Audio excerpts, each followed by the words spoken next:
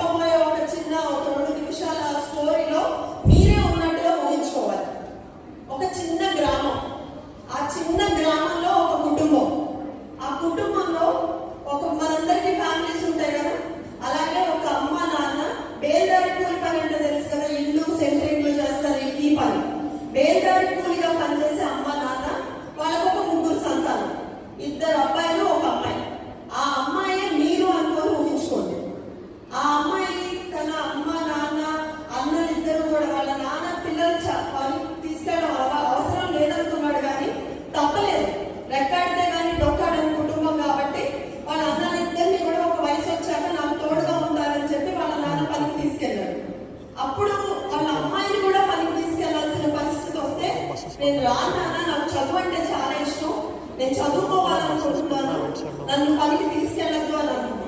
వాళ్ళ అన్నయ్యలు ఇద్దరు సరే నాన్న పాపం తన ఆడపిల్ల కదా మనం వదిలేద్దాం, మనం కష్టపడి తను చదివిద్దాం అని చెప్పి స్కూల్కి పంపించారు. వాళ్ళ అన్నలిద్దరూ నాన్న కష్టం చూసి మనం ఇంత కష్టపడుతున్నారు మా కుటుంబంలో అని చెప్పి తను స్కూల్ టాపర్గా నిలిచింది 10th క్లాస్లో. ఆ తర్వాత మంచి స్కాలర్షిప్ వచ్చి ఇంటర్లో కూడా కాలేజ్ టాపర్గా నిలిచింది ఆ కసితో చదివి. ఆ తర్వాత మీలాగే బీటెక్ ఇలానే కూర్చొని చదివి నాన్న అన్నయ్యలు పడుతున్న కష్టం అంతా మెదడులో పెట్టుకొని ఈ 4 ఏళ్ళు నేను కష్టపడితే మనందరికీ చెప్పే మాట కదా, 10th దాకా కష్టపడితే జీవితం సెట్ అయిపోయింది, ఇంటర్ దాకా కష్టపడితే జీవితం సెట్ అయిపోయింది, బీటెక్ 4 ఏళ్ళే అయిపోగానే మీ లైఫ్ సెట్ అని. అదే విధంగా తను కూడా, కానీ మనందరం అది మనకు కొంచెం అవసరం ఉండొచ్చు, అవసరం ఉండకపోవచ్చు, తనకి అదే జీవితం. ఖచ్చితంగా కష్టపడాలి, ఎందుకంటే వాళ్ళ అమ్మ నాన్న అన్నయ్యలిద్దరూ వాళ్ళందరూ కష్టపడి మరి తను చదివిస్తున్నారు, తిని తినక ఆ రకంగా చదివిస్తున్నారు. ఆ అమ్మాయికి 4 ఏళ్ళు బీటెక్ చాలా కష్టపడి ఉండి ఉండని బట్టలతో ఎలాగోలా 4 ఏళ్ళు పూర్తి చేసింది. ఒక్కసారి ఊహించుకోండి, ఆ పరిస్థితుల్లో మీరుండి 4 ఏళ్ళు అయిపోగానే ఉద్యోగం వస్తే మా అమ్మా నాన్నలకి ఫస్ట్ శాలరీతో ఏం కొనిపించాలి అని ఆలోచించిన వాళ్ళు ఎంతమంది ఒక్కసారి చేరుకెళ్తుంది? ఒక్కసారి చూడండి. అమ్మా నాన్నకి ఫస్ట్ శాలరీతో ఏం కొనుద్దామని ఇప్పటికీ మనం ఆలోచించాం. మీరు 2nd ఇయర్లో ఉండొచ్చు, 3rd ఇయర్లో ఉండొచ్చు, 4th ఇయర్లో ఉండొచ్చు, అందరికి అటువంటి కోరికలు ఉంటాయి. ఒక్కసారి ఆలోచించండి, ఆ అమ్మాయికి 4 ఏళ్ళు అయిపోయాక ఉద్యోగం రాకపోతే వాళ్ళ అన్నయ్యలు నాన్న చేసిన త్యాగం వృధా పోగా అప్పుల గురించి చిన్న చిన్న అప్పులే చేస్తుండొచ్చు. ఆ చిన్న అప్పులకి చక్కెర వడ్డీలు ఇంటి మీదకి రావడాలు, ఫోన్లు చేస్తే పక్కన పెట్టేసేయడాలు, మనందరం ఇవన్నీ దగ్గరగానే చూసాక మన నాన్నలు అమ్మ ఎంత కష్టపడతారో మనల్ని చదివించడానికి. ఆ ఫోన్ పక్కన పెట్టేసి అసలు తలుచుకుంటేనే భయం వస్తుంది. మీకు భయం వస్తుందా? మరి అలాంటి అమ్మాయికి కానివ్వండి, అలాంటి అబ్బాయికి కానివ్వండి, ఒక ఉద్యోగం రావాలంటే కావాల్సిందేంటి? ఈ రాష్ట్రంలో ఐటీ. ఆ ఐటీ తెచ్చే సత్తా ఉన్న గవర్నమెంట్, ఆ సత్తా ఉన్న విజనరీ లీడర్. ఎప్పుడు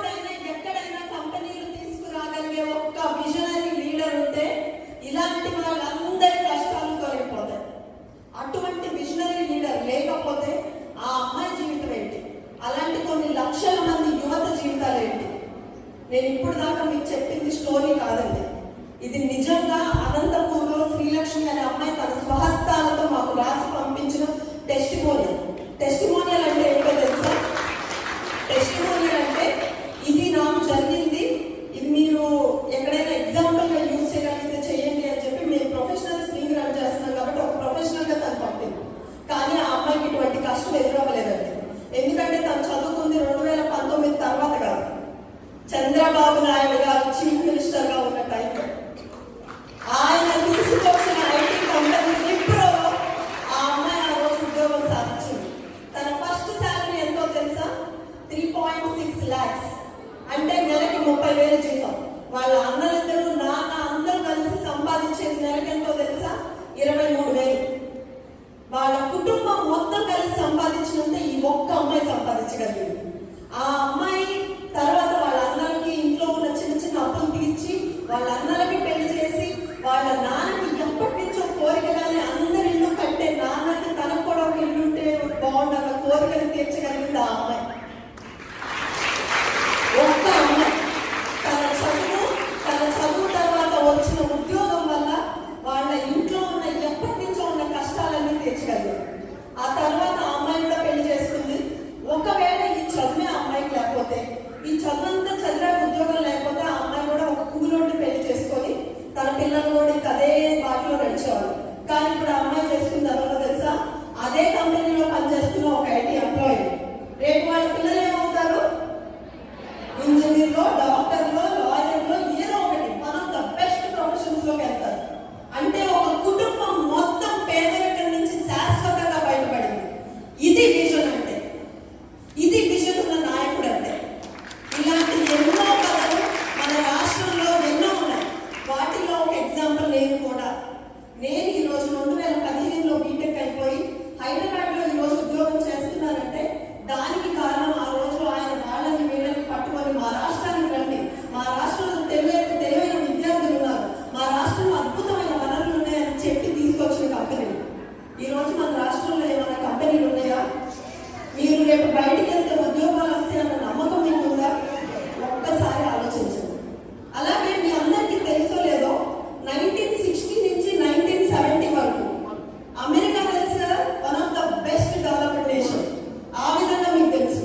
దేశాలు ఎన్నో ఉన్నాయి ప్రపంచంలో, మీకు అవన్నీ తెలుసా? తెలీదు. కానీ అమెరికా ఎందుకు తెలుసు? జర్మనీ తెలుసు, ఫ్రాన్స్ తెలుసు. ఇలాంటి డెవలప్డ్ నేషన్స్ అన్ని మనందరికీ తెలుసు. మీకు తెలియని విషయం ఏంటో చెప్పనా?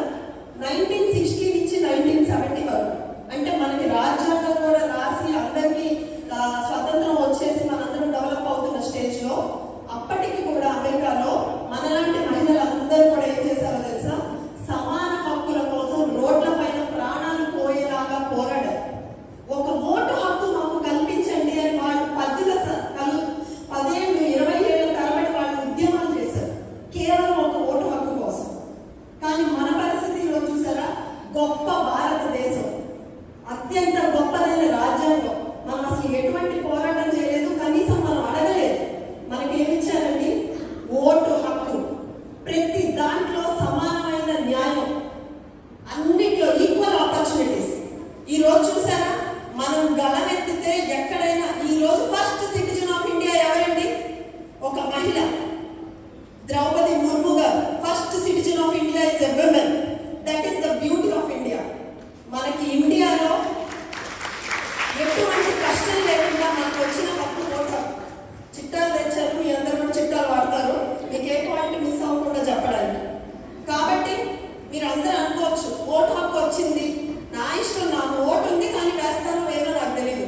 ఆ రోజు ఇన్స్టాగ్రామ్లో ఇట్లా పెట్టి ఒక ప్రొఫైల్ ఫోటో అప్లోడ్ చేద్దాం అనిపిస్తే వేస్తా, లేకపోతే లేదు అని మీరు అనుకోవచ్చు. కానీ అసలు ఓటు హక్కుకి ఈ రాజకీయాలకి అసలు ఇక్కడ కాలేజ్కి వచ్చి మాట్లాడడానికి సంబంధం ఏంటో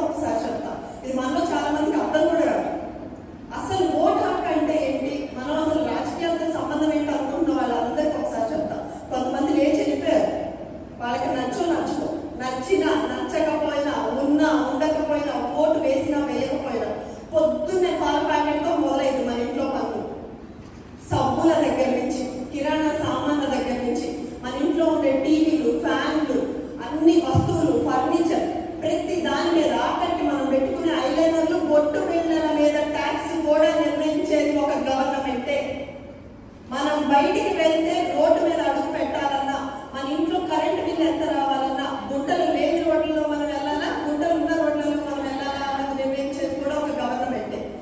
మీ అందరికీ ఫీజు రియంబర్స్మెంట్ రావాలా వద్దా అని నిర్ణయించేది ఒక గవర్నమెంటే. మీ తాతమ్మలకి తాతయ్యలకి పెన్షన్ రావాలా వద్దా అన్నది నిర్ణయించేది ఒక గవర్నమెంటే.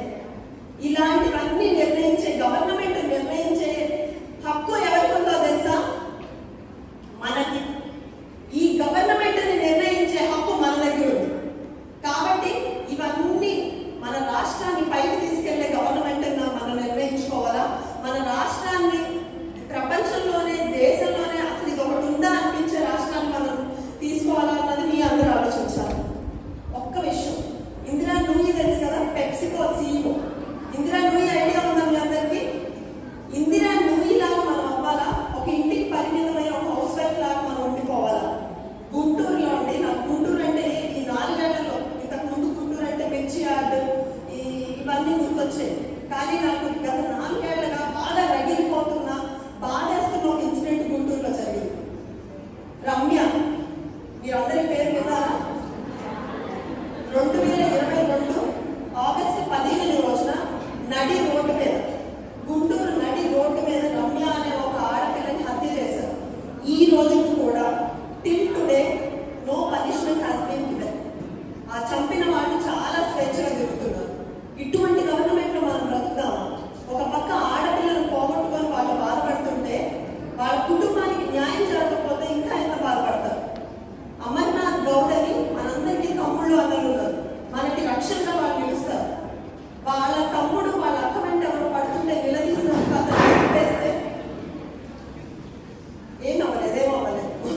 వాళ్ళ తమ్ముడు వాళ్ళ అక్కకి ఏదో అయినందుకు నిలదీస్తుంటే తనకి పెట్రోల్ కోసం నిప్పంటిస్తే తెలుసా మీ అందరికీ ఘటన?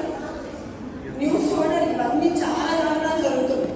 అమర్నాథ్ గౌడ్ చంపేస్తే వాళ్ళ అక్కని ఎవరో వెంటబడుతున్నారని ప్రశ్నించినందుకు ఈ రోజుకి అతని కుటుంబానికి న్యాయం జరగలేదు.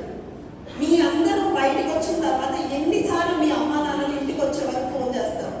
ఫోన్ చెయ్యని పేరెంట్స్ ఎవరైనా ఉంటే ఒకసారి చేస్తారు. ఉన్నారా? గంటకు ఒకసారి ఫోన్ చేసే పేరెంట్స్ ఎంతమందికి ఉన్నారు? ఇంటికి వచ్చేదాకా ఫోన్ చేసే పేరెంట్స్ ఎంతమంది ఉన్నారు? మనందరి పేరెంట్స్ అలాంటి వాళ్ళు. ఎందుకో తెలుసా?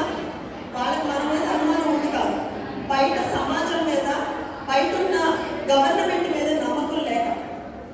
కాబట్టి మనం ఇంటికి వెళ్ళే వరకు బిక్కు అంటూ మన అమ్మ నాన్నలు బతకాలా? మన అమ్మ నాన్నలు కాళ్ళ మీద కాలేసుకుని దర్జాగా మా అమ్మ ఇంటికి వచ్చింది, ఫోన్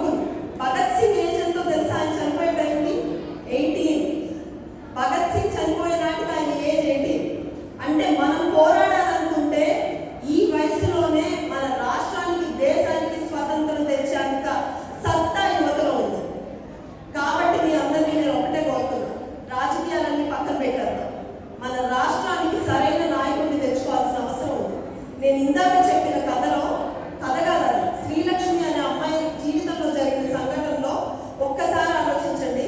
అది నిజంగా జరిగిన యథార్థ ఘటన. ఒకవేళ జరగకపోయి ఉంటేనే అన్నంటేనే మీరు అందరు మొహాలు మాడిపోయే. ఇలా జరగక లాస్ట్ 4 years